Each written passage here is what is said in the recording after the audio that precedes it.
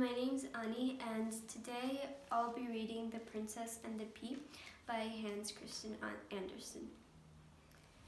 Once upon a time, there was a prince whose one and only wish was to marry a princess, but only a true princess. In order to find her, he traveled all over the land. He met young princesses and old ones, beautiful princesses and plain ones, rich princesses and poor ones, but there was always something that was not quite right with each of them. The prince began to despair.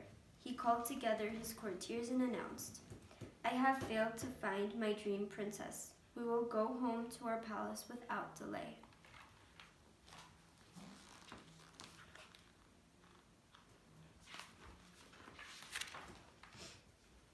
One dark night, there was the most tremendous storm. Lightning flashed across the sky and thunder buffeted the thick palace walls. The prince and his parents were talking in the drawing room when they heard a tiny tap-tapping at the window. The prince opened it, and standing there before him was a very beautiful but very wet young lady.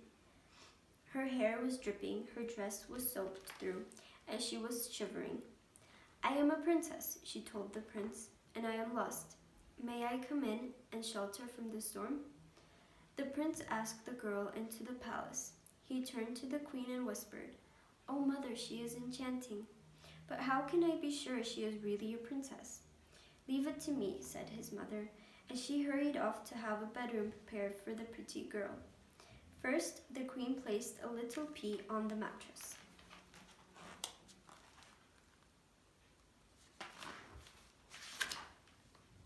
Then she ordered the servants to bring 20 thick mattresses and 20 feathered quilts, which they piled on top of the pea. The princess needed a very tall ladder to climb into the bed that night. The next morning at breakfast, the queen asked the princess if she had slept well. "I had an awful night," said the princess. "I don't know what it was, but there was a hard lump under my bed, and it kept me awake all night. I'm covered with bruises." At last the queen exclaimed, "We have found a true princess for our son."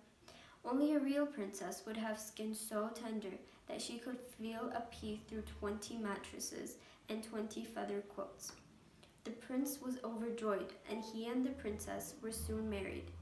As for the little green pea, after the wedding it was put on display in the Royal Museum, where it can still be seen today. Thank you for watching, and I hope you enjoyed.